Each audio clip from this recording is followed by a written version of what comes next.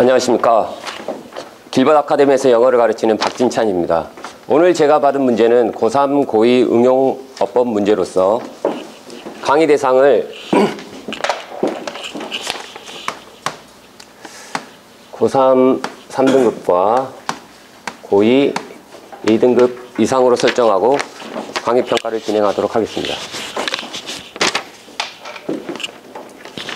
자, 일단 첫 번째 문항 보시겠습니다. 첫 번째 지문에서의 주제는 여기서 보시는 바와 같이 강력한 기억력을 향상시키는 기법에 대한 글입니다. 그 기법이 매우 오래된 것들이 있는데 저희들도 학창시절에 기억해야 될 게 많은 시절에 이러한 기법들을 이용했을 것입니다. 연상기호법이라는 건데요.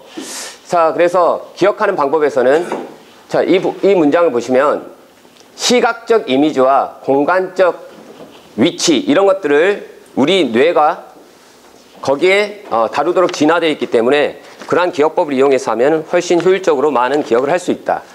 그리고 이 부분에서 마지막에서 한 가지 더 추가돼서 기억법에 대해서 제안을 해줍니다. 예, 이 부분이죠. Another part에서 나오는 부분인데 그것은 뮤지컬 센스를 이용하는 겁니다. 즉 어떤 음악이라든지 리듬 같은 경우를 이용해서 기억을 하면 된다고 합니다. 그래서 기억을 하는 방식에 있어서 이미지의 활용법에 대한 부분을 지금 어법상 어색한 곳이 있는지 묻고 있습니다. 자, 그러면 이 부분에 체크 포인트를 확인해 보도록 하겠습니다. 1번에서의 체크 포인트는 저는 분사 문제로 보고 있습니다. 그래서 charged가 나왔고요. 아니면 혹시 charging을 써야 되는 건 아닌지. 자, 그런데 지금 해석 없이 가니까 조금 무슨 말인지 하실 텐데 그 앞문장부터 가볍게 한번 살펴보겠습니다. By turning facts into mental images and imaging them along a route of locations. 자, 그래서 이미지들을, 사실들을 이미지화시키고 그 다음에 그러한 이미지를, 그러한 것들을 어떤 길 위에다가 따로 이제 상상함으로써 you can harness this natural memory power. 그래서 이러한 어떤 기억력을 여러분들은 뭐 harness 하면 고삐를 채우다 해서 뭐 활용하다, cultivate 정도로 의역을 하면 되겠습니다. 이용할 수 있다, 이용할 수 있다. 그래서 이러한 기억력을 이용할 수 있다. 그래서 거의 여러분들이 원하는 모든 것들을, 그래서 the more 그런 이미지들이 어때야 되냐면 the more improbable and emotionally charged the images, the better.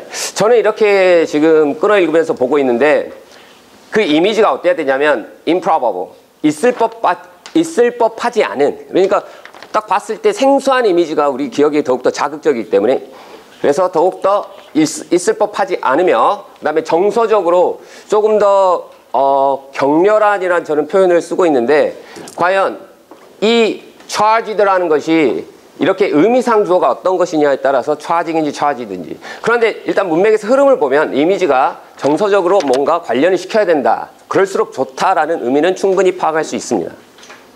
왜냐하면 우리의 뇌가 이런 식으로 진화했기 때문이다 라고 근거를 들고 있고요. 자, 그래서 첫 번째에서는 charged와 charging의 분사의 차이입니다.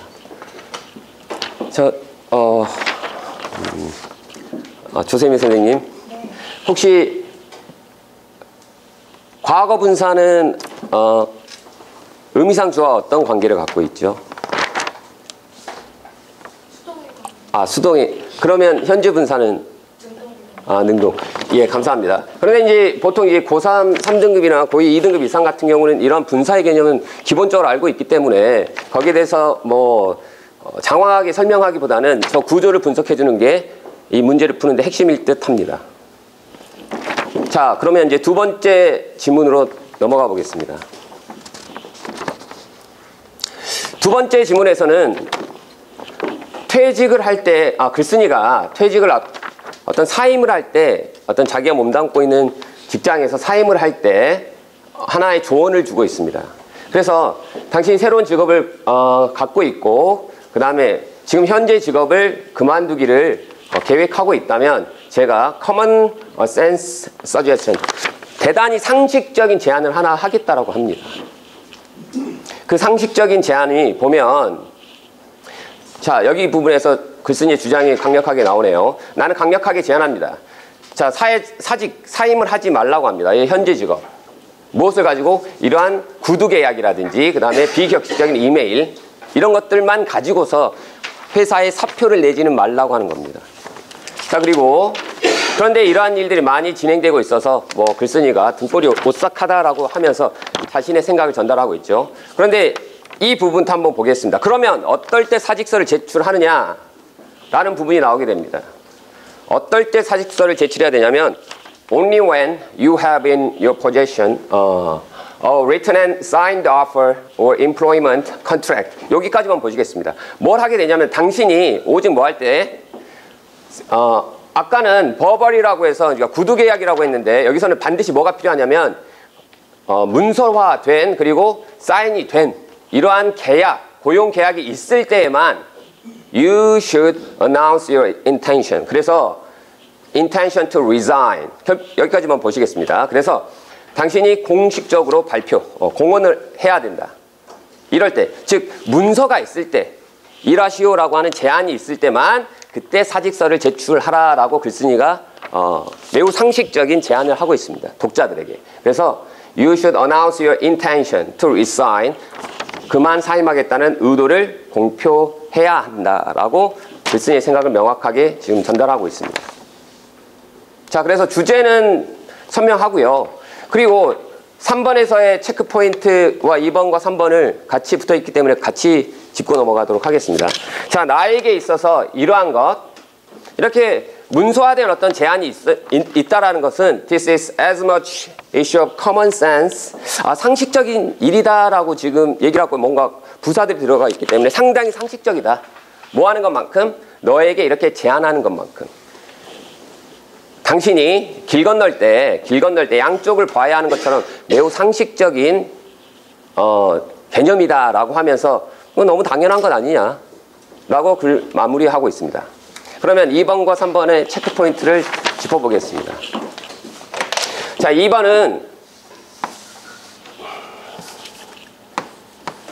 2번에서는 과연 you should를 써야 되는지 아니면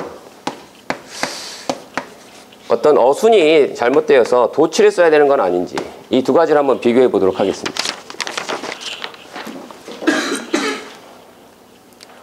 정지영 선생님, 혹시 이렇게 only when이 등장했을 때 뒤에 나오는 주어 동사가 도치될 수 있는지, only 부사로서 도치되는 경우가 있는지 유무에 대해서 혹시 말씀해 주실 수 있겠습니까?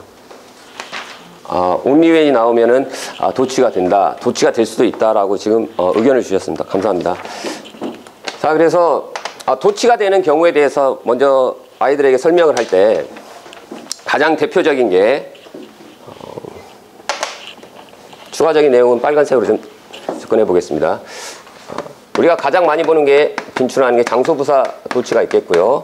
그 다음에 only when 도치가 있습니다. 물론 부정어라든지 보호 도치라든지 목적어 도치라든지 그 이후에 가정법 도치 같은 경우는 추가적으로 정리를 해주겠고, 이 상황에서는 이 부분에만 집중하겠습니다. 장소부사는 전치사 플러스 명사, 전명구로서 뒤에 주어 동사가 보통 이렇게 도치가 되죠. 그러니까 only when 같은 경우는, 자, only when 같은 경우는 좀 주의해야 될 부분이 only when 뒤에 다시 또 주어 동사가 나옵니다. 또는 only, 대표적으로 only after라든지 아니면 이런 부분을 전체 다 담는 only then. 그래서 해석할 때 그제서야 비로소, 오직 주어가 동사한 이후에야 비로소, 주어가 동사 했을 때에만 비로소 이제 뒤에서 도치가 나오게 됩니다. 그러면 이 부분에 부합되는 게 맞는지 아닌지 문제 풀 때 한번 파악해 짚고 넘어가도록 하겠습니다. 그리고 세 번째에서의 체크 포인트는, 세 번째 문장에서는 어순이 과연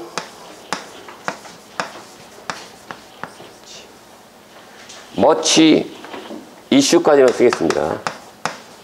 인지 아니면 as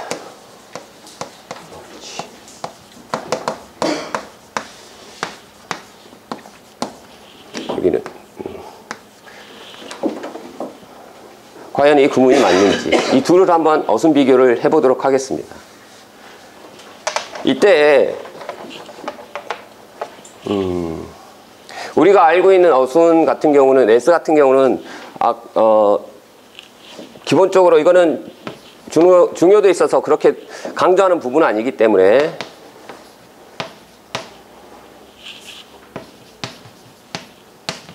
뭐 이런 것과 관련이 있는 건데 과연 이 부분이 문제 푸는데 적용이 되는 건지 한번 살펴보도록 하겠습니다. 자, 그리고 2학년 문제입니다. 이 문제의 내용 같은 경우는 첫 문장 보시면 희소식이라는 게 뉴스라는 것이 안 좋을수록 잘 안 좋은 뉴스일수록 시장에 잘 팔려나간다는 글입니다. 그래서 이게 대부분의 어떤 뉴스를 다루는 매체들이 기업들과 기관 매체들이 이렇게 따르고 있는 룰입니다. 그런데 오늘날 그러나 대부분의 뉴스 이야기들이 뭐 이 부분은 부연 설명이기 때문에 중요하지는 않은데 뭐 일단 읽었으니까요. 온라인 상황에서 이용 가능하고 사람들이 또 그런 것들을 이러한 미디어에다가 게재를 하기 때문에 게재하고 있는 상황이라고 합니다. 그래서 이러한 경우에는 연구원들이 알아낸 바가 글쓴이의 어떤 요지가 되겠네요. 희소식이라는 것이 더욱더 빨리 퍼져나간다. Good news spreads farther than bad news라고 나와 있습니다. 그래서 이 부분에서 나왔던 부분이 안 좋은 소식이 더 잘 팔려나가지만 하지만 멀리 퍼져나가는 곳은 굿뉴스가 훨씬 더 멀리 퍼져나간다고 합니다. 즉 그 말이라는 것은 사람들이 희소식을 서로서로 공유하기 좋아한다라고 지금 얘기를 하고 있습니다. 그런데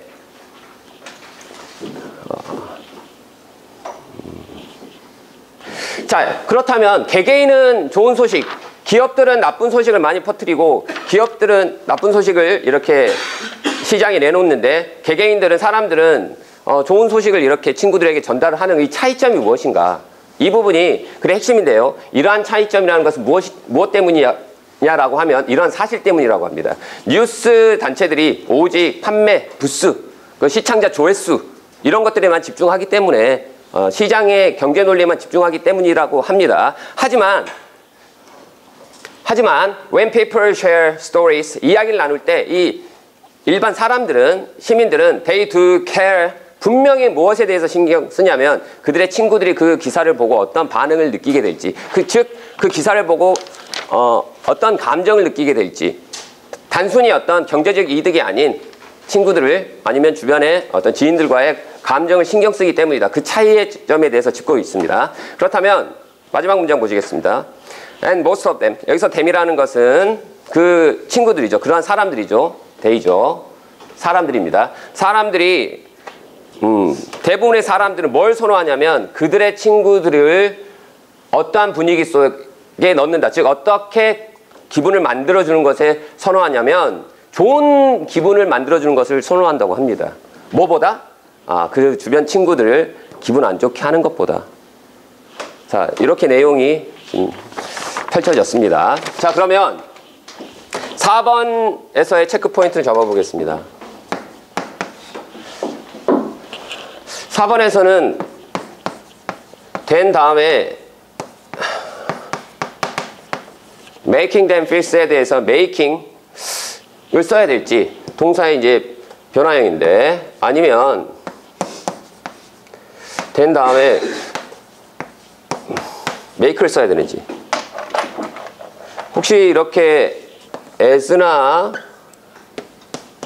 then의 비교구문이 나올 때는 A와 B의 형태는 같아야 된다라고 하는 격을 일치시켜줘야 된다. 이런 것이 이제 일단 아이들에게 기본적으로 설명하는 내용일 텐데 문제 풀 때 적용되는지 한번 살펴보겠습니다. 자, 그러면 3분을 갖고 문제를 풀어보도록 하겠습니다.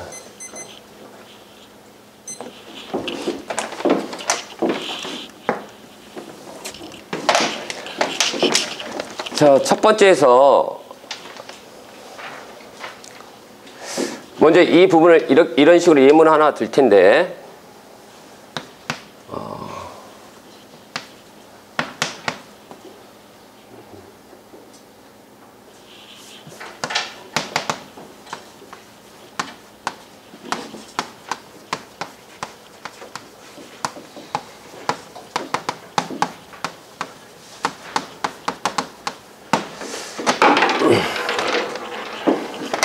자, 문제를 보면 1번입니다. 라인을 못 맞췄는데.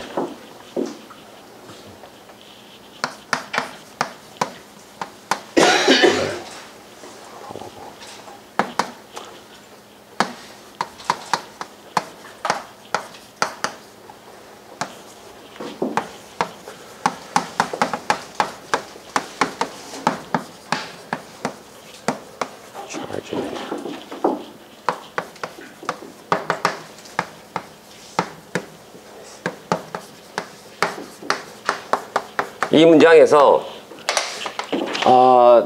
the images가 주어가 되기 때문에 emotionally charged가 의미상 주어가 된다고 봅니다. 이 예시를 잠깐 보시면 그 이미지는 이러한 감정으로 가득 차 있다.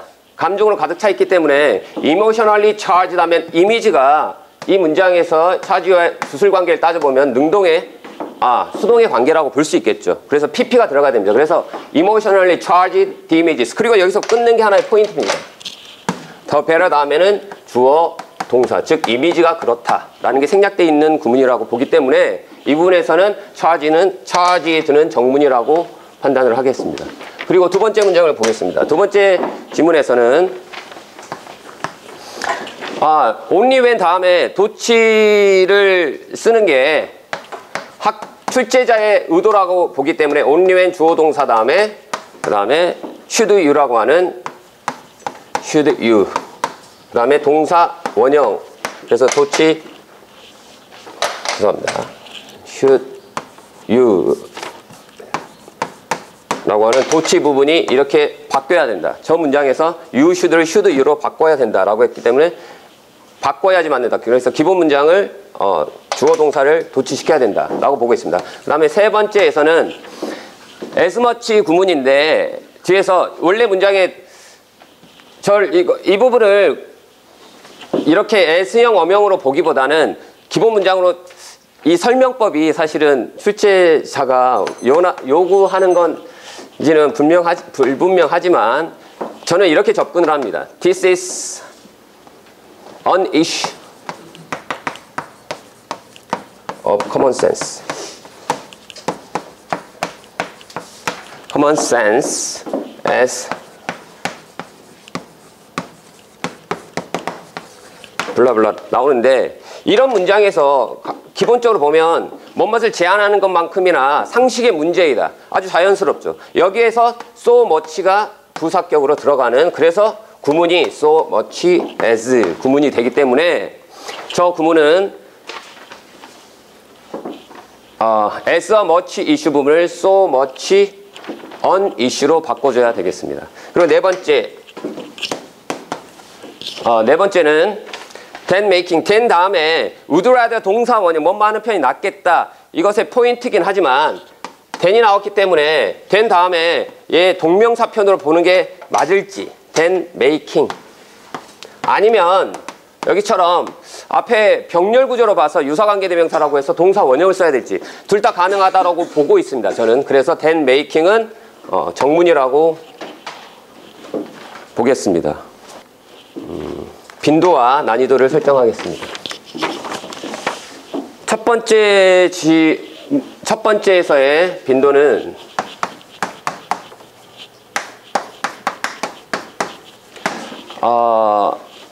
분사라는 것은 빈도가 매우 자주 나오기 때문에 5에서 3.5 이상 4에 가깝게 볼 수 있습니다. 그런데 난이도 같은 경우 분사 자체는 난이도가 높지는 않지만 지금 보기처럼 다른 구조와 더 플러스 비교급과 이렇게 생략된 구조가 복잡하게 나와 있고 쉼표도 없으며 상당히 까다롭게 나왔기 때문에 이 지문에서의 이 부분을 과거 분사가 맞다라고 지금 파악하는 데는 상당히 까다롭기 때문에 저는 4.5 정도로 보고 있습니다. 그리고 두 번째 지문에서 only when 다음에 도치 같은 경우는 학교에서 내신으로 볼 때 사실 저는 only when 다음에서도 뒤에 문장이 길어진 경우는 주어 동사가 나오는 걸 지문도 눈으로 확인했기 때문에 사실 가능하다라고 보지만 학교에서 출제자의 의도 같은 경우는 도치가 반드시 이루어진다라고 요구하는 바이기 때문에 저는 도치로 보았고요. 문장이 only when 다음에 상당히 길어졌습니다. 그래서 도치 같은 경우는 빈도수 자체가 5에서 3 이상입니다. 그런데 난이도로 보면은 너무 길어졌기 때문에 이 출제자의 의도를 파악하기는 어려울 것으로 보기 때문에 저는 4 정도로 주겠습니다. 그리고 3번에서의 어순 배열 같은 경우는 5의 빈도가 3 정도로 나오겠고요. 난이도는 아이들이 익숙하게 풀 수 있는 문제라고 보기 때문에 5에서 3 정도로 보겠습니다. 그리고 A 된 B 구조로서 병치를 이루는 구조는 비교 대상에서 비교적 자주 나옵니다. 그래서 5에 3을 주겠고요. 난이도는 저게 틀렸다라고 했을 때 메이크로 고치는 경우는 그렇게 까다롭지는 않은 것으로 보고 있습니다. 수고하셨습니다. 네.